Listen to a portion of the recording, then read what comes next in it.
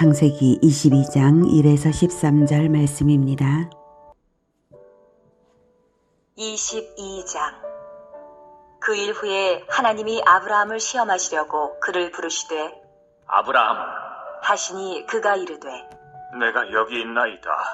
여호와께서 이르시되 내 아들 내 사랑하는 독자 이삭을 데리고 모리아 땅으로 가서 내가 내게 일러준 한 산 거기서 그를 번제로 드리라. 아브라함이 아침에 일찍이 일어나 나귀의 안장을 지우고 두 종과 그의 아들 이삭을 데리고 번제에 쓸 나무를 쪼개어 가지고 떠나 하나님이 자기에게 일러주신 곳으로 가더니 제3일에 아브라함이 눈을 들어 그곳을 멀리 바라본지라. 이에 아브라함이 종들에게 이르되 너희는 나귀와 함께 여기서 기다리라. 내가 아이와 함께 저기 가서 예배하고 우리가 너희에게로 돌아오리라. 하고 아브라함이 이에 번제나무를 가져다가 그의 아들 이삭에게 지우고 자기는 불과 칼을 손에 들고 두 사람이 동행하더니 이삭이 그 아버지 아브라함에게 말하여 이르되 내 아버지요. 하니 그가 이르되 내 아들아, 내가 여기 있노라. 이삭이 이르되 불과 나무는 있거니와 번제할 어린 양은 어디 있나이까? 아브라함이 이르되 내 아들아, 번제할 어린 양은 하나님이 자기를 위하여 친히 준비하시리라. 하고 두 사람이 함께 나아가서 하나님이 그에게 일러주신 곳에 이른지라. 이에 아브라함이 그곳에 제단을 쌓고 나무를 버려놓고 그의 아들 이삭을 결박하여 제단 나무 위에 놓고 손을 내밀어 칼을 잡고 그 아들을 잡으려 하니 여호와의 사자가 하늘에서부터 그를 불러 이르시되 아브라함아, 아브라함아. 하시는지라. 아브라함이 이르되 내가 여기 있나이다. 하매 사자가 이르시되 그 아이에게 내 손을 대지 말라. 그에게 아무 일도 하지 말라. 내가 내 아들 내 독자까지도 내게 아끼지 아니하였으니 내가 이제야 내가 하나님을 경외하는 줄을 아노라. 아브라함이 눈을 들어 살펴본즉 한 순양이 뒤에 있는데 뿔이 수풀에 걸려 있는지라. 아브라함이 가서 그 순양을 가져다가 아들을 대신하여 번제로 드렸더라. 사랑하는 형제 여러분, 2월 14일 월요일 새벽 묵상에 오신 것을 환영합니다. 오늘 본문에는 구속사의 결정적 시험과 결정적 합격의 한 장면이 펼쳐집니다. 2절을 먼저 볼게요. 2절 여기서 번제로 드리라. 2절의 마지막 부분. 번제로 드리라. 번제란 불태워 바치는 제사를 말합니다. 그런데 짐승이 아니라 네 아들을, 더욱이 네 사랑하는 독자 이삭을 이렇게 표현하시면서 하나님이 분명히 명령하십니다. 장소도 분명히 지정하십니다. 기가 막힌 일이죠. 귀를 의심할 만한 명령입니다. 왜 하나님은 그런 명령을 하셨을까요? 1절에 그 일 후에 하나님이 아브라함을 시험하시려고 명령하신 것입니다. 신앙을 확인하시려는 테스트입니다. 아브라함의 순종을 보시려는 거죠. 하나님은 아브라함의 마음을 잘 몰라서 알아보려고 시험하시는 것이 아니라 반드시 거쳐야 하는 시험 과정을 거치시는 것입니다. 이것은 마치 금속을 연단하는 것과 비슷한데요. 강철을 얻으려면 뜨거운 불에 쇠를 달구어서 두드리기를 여러 번 거쳐야 합니다. 하나님은 사람을 연단시키는 데에 대장장이처럼 그때그때 얼마나 도달했는지를 확인하시면서 인격의 완성을 인도해 가시는 것입니다. 그런데 그 일 후에는 아브라함의 여러 가지 성장을 거친 후에라는 뜻입니다. 전에 있었던 중요한 사건으로는 이삭의 상속권을 노리는 하갈과 이스마엘을 내쫓은 일이 있었죠. 그 일도 큰 시험이었습니다. 그 시험에서 아브라함은 쓰라린 마음으로 이스마엘을 쫓아냈는데 하나님 주권 최우선 원칙을 분명히 지키기 위해서였습니다. 그것은 그 전에는 시험에 통과되지 못했던 일들이 있었죠. 하지만 그 일 후에 즉 그 일 이스마엘을 쫓아냄으로써 하나님 주권 최우선 원칙을 지켜낸 합격 이후에 아브라함은 많이 성숙했습니다. 이렇게 시험을 거치면서 성장했으니 이제 마지막으로 통과할 관문이 아브라함에게 남아 있었던 것입니다. 그런데 그 시험이 너무 센 시험이죠. 지난번 시험은 친아들을 내쫓는 것이었고요. 어렵게 합격했는데 이번에는 아들을 불태워 번제로 드리라는 시험입니다. 이 시험에 합격할 수 있을까요? 근데 왜 하나님은 또 하필이면 이런 시험을 주시는 것일까요? 반드시 진리에 근거한 이유가 있어야만 합니다. 아브라함은 깊이 생각했을 거예요. 그런데 이번에는 지난번 이스마엘 추방 때보다도 고민을 한 흔적이 없이 바로 행동합니다. 3절에 아침에 일찍이 일어나서 4절에 제3일에 이렇게 갑니다. 제3일까지 걸어서요. 왜 그럴 수 있었을까요? 이미 아브라함은 하나님 주권 최우선 원칙이 체질화되었던 것이에요. 하나님 주권 최우선 원칙이 얼마나 체질화되었는지 제3일에 즉 3일이나 걸어갈 동안도 한 번도 마음이 바뀌지 않았던 것이죠. 준비 행동도 분명히 번제 준비입니다.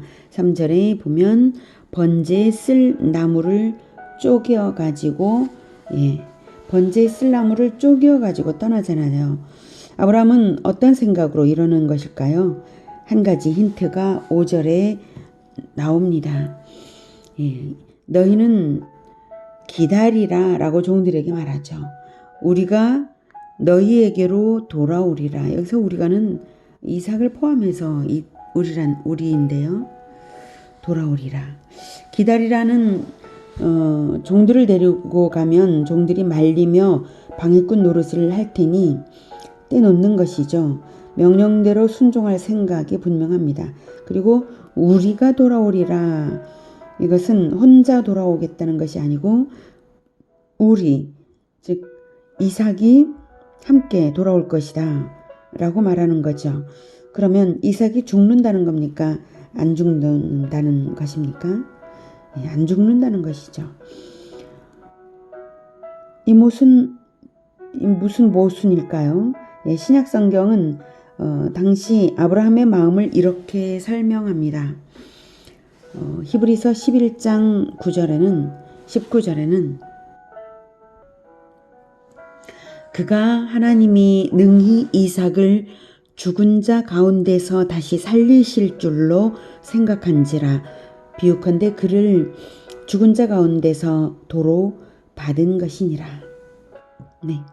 아브라함은 하나님이 이삭을 다시 살리실 줄을 어떻게 믿을 수 있었을까요? 근거가 있어야죠. 터무니없이 감정대로 무턱대고 믿는 것은 믿음이 아닙니다. 언약대로 믿어야죠. 아브라함은 분명히 하나님의 언약을 떠올렸을 것이고 그래서 확신이 있었을 것입니다. 이삭은 다시 죽을지라도 살아날 것이다 라는 확신이 있었습니다. 그러면 무슨 언약의 근거에서 그런 확신을 가졌을까요? 창세기 13장 16절에는 내가 네 자손이 땅의 티끌 같게 하리니 사람이 땅의 티끌을 능히 셀 수 있을진데 네 자손도 세리라. 네. 이스마엘도 쫓아내라고 하셨고 쫓아낸 마당이니 지금 네 자손이 땅의 티끌같이 되리라는 것은 아브라함의 자손이 많이 태어날 것인데 이삭을 통해서 이삭이 낳을 자손인 것이 맞습니다. 창세기 15장 4, 5절에는 여호와의 말씀이 그에게 임하여 이르시되 그 사람이 네 상속자가 아니라 네 몸에서 날짜가 네 상속자가 되리라 하시고 그를 이끌고 밖으로 나가 이르시되 하늘을 우러러 뭇별을 셀 수 있나 보라 또 그에게 이르시되 내 자손이 이와 같으리라. 상속자가 된다고 했으니 이삭이 대를 이어 후손을 낳을 거 맞죠?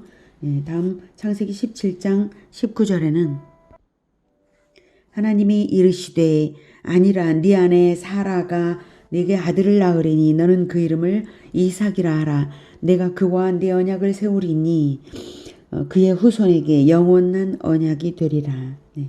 이삭의 후손에게 영원한 언약이 될 언약을 세우시겠다고 하셨으니 이삭이 후손을 이어갈 거 맞죠? 창세기 18장 18, 19절에는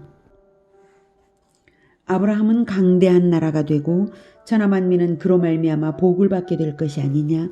내가 그로 그 자식과 권속에게 명하여 여호와의 도를 지켜 의와 공도를 행하게 하려고 그를 택하였나니 이는 나 여호와가 아브라함에게 대하여 말한 일을 이루려 함이니라.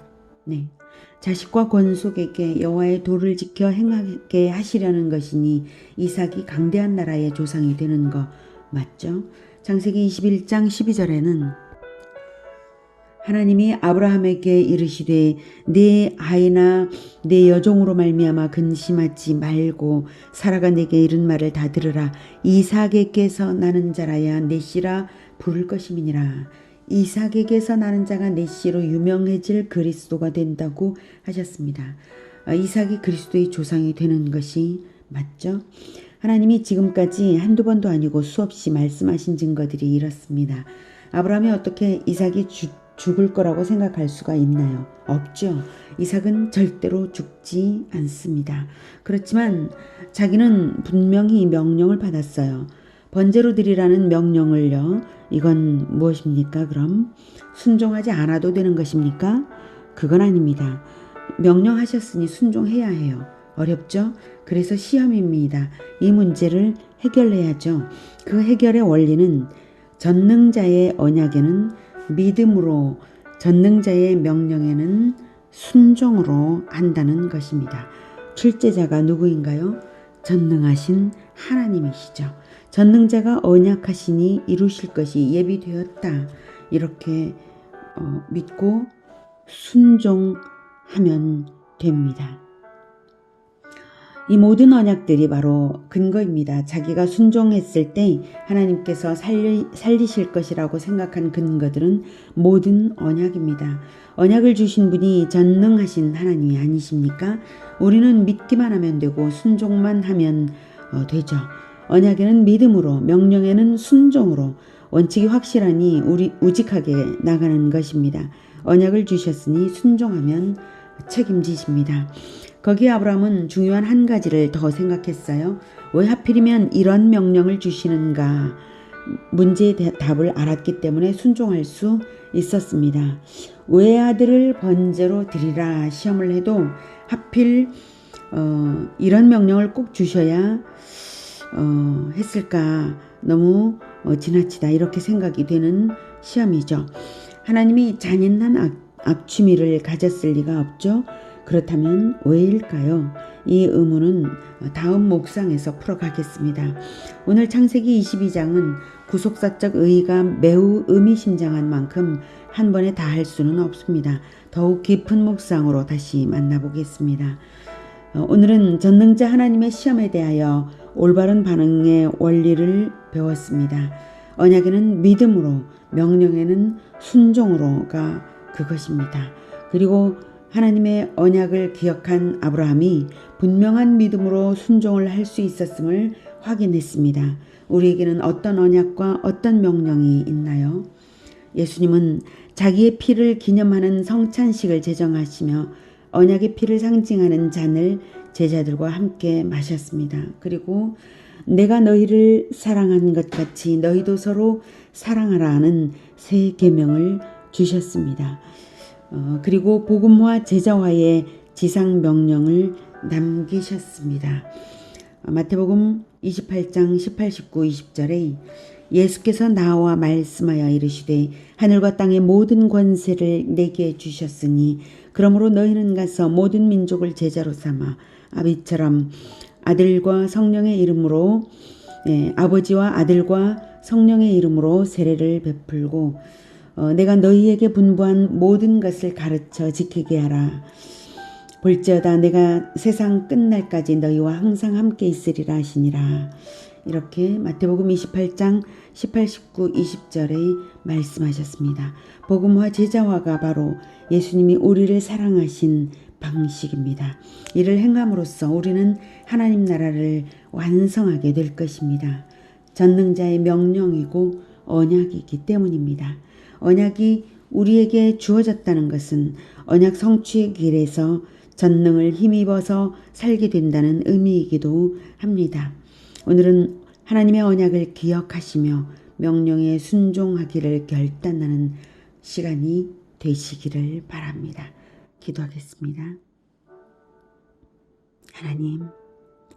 하나님께서 하나님의 아들을 내어주시지 않았다면 우리가 어떻게 구원받을 수 있겠습니까? 하나님, 우리도 우리 주 예수님을 따라서 진정 헌신하는 번제와 같은 헌신을 하나님께 올려드릴 수 있게 도와주시옵소서. 늘 주님의 명령에 순종으로만 반응하는 우리 모두가 되게 도와주시옵소서. 예수님의 이름으로 기도드립니다. 아멘. 이어지는 시간은 개인 기도 시간입니다.